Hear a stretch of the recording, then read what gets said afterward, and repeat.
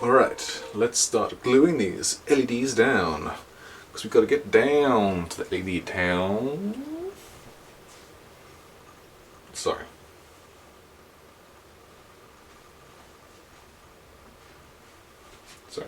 I recorded these parts of the video whilst I was sick, so there's no narration. I've stuck down all of the LEDs using tape, and now I'm just going to put a little bit on top of it to both hold it down and to perform some light blocking so that they don't shine backward and inside.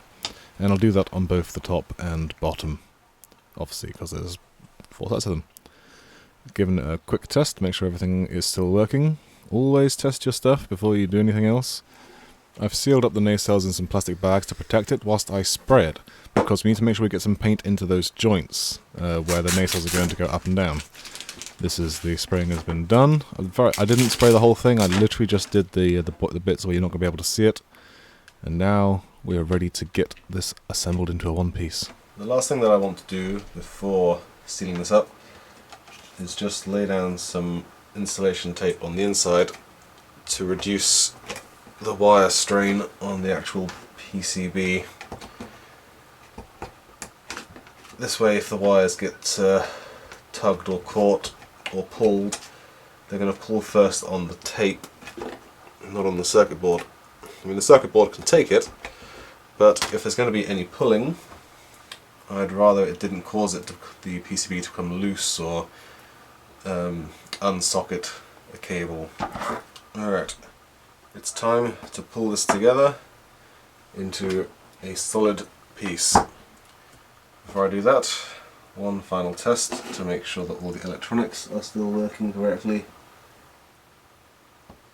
The first thing to do is insert the poles into the nacelles. These won't have any glue on them. And we make sure that we put the flat edge at the cables.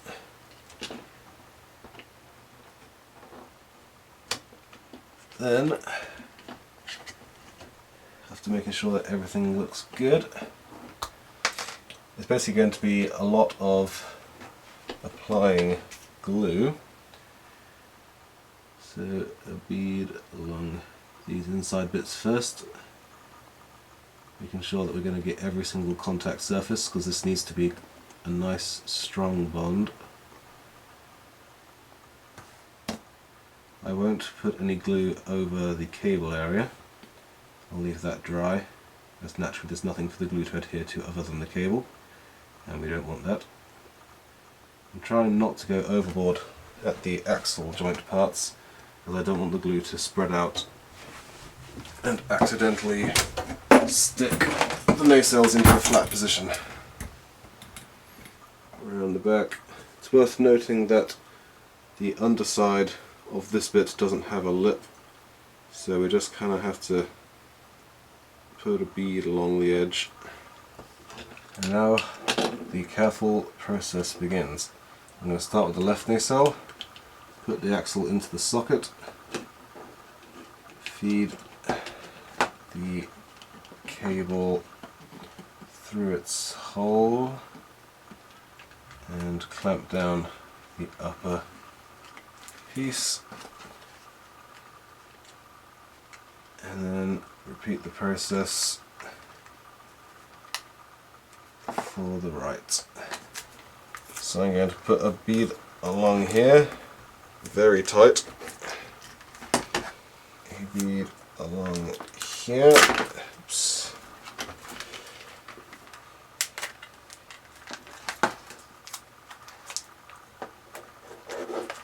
Right at the back.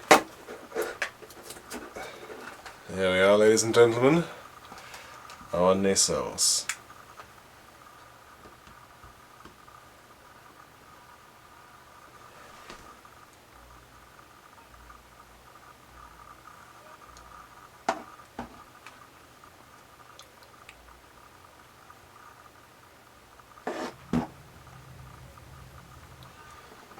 And then there we have it, the aft section, and what is probably the most complicated part of the whole build, simply due to how small all the components are. Once all that's dried up, we'll look at closing these seams.